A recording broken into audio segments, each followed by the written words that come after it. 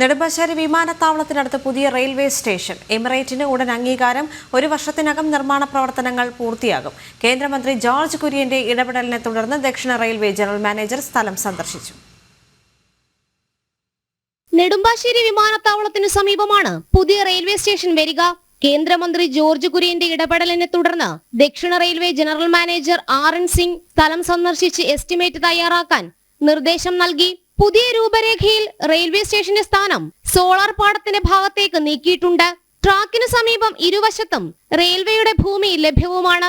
അത്താണി junction airport റോഡിലെ മേൽപ്പാലം കഴിഞ്ഞാകും platform തുടങ്ങുക. 24 കോച്ച് ട്രെയിനുകൾ നിർത്താനാകുന്ന 2 പ്ലാറ്റ്ഫോമുകൾ നിർമ്മിക്കും. 2 വന്ദേ ഭാരത് ട്രെയിനുകൾക്കും ഇന്റർസിറ്റി ട്രെയിനുകൾ ഉൾപ്പെടെയുള്ളവയ്ക്കും സ്റ്റോപ്പ് ഉണ്ടാകും. പ്ലാറ്റ്ഫോമിൽ നിന്നും പുറത്തേക്കിറങ്ങുക റൺവേയുടെ അതിർത്തിയിലുള്ള ചൊവ്വര നെടുവന്നൂർ എയർപോർട്ട് റോഡിലേക്കാണ്.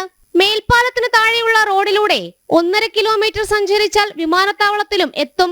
ഈ റൂട്ടിൽ ഇലക്ട്രിക് ബസ് ഏർപ്പെടുത്താമെന്ന് സിയാൽ റെയിൽവേയെ അറിയിച്ചിട്ടുണ്ട്. എയർപോർട്ടിന് സമീപമുള്ള സ്റ്റേഷന്റെ നിർമ്മാണ പ്രവർത്തനങ്ങൾ 1 വർഷത്തിനകം പൂർത്തിയാക്കാനാകുമെന്നാണ് പ്രതീക്ഷ. ജനം, കൊച്ചി.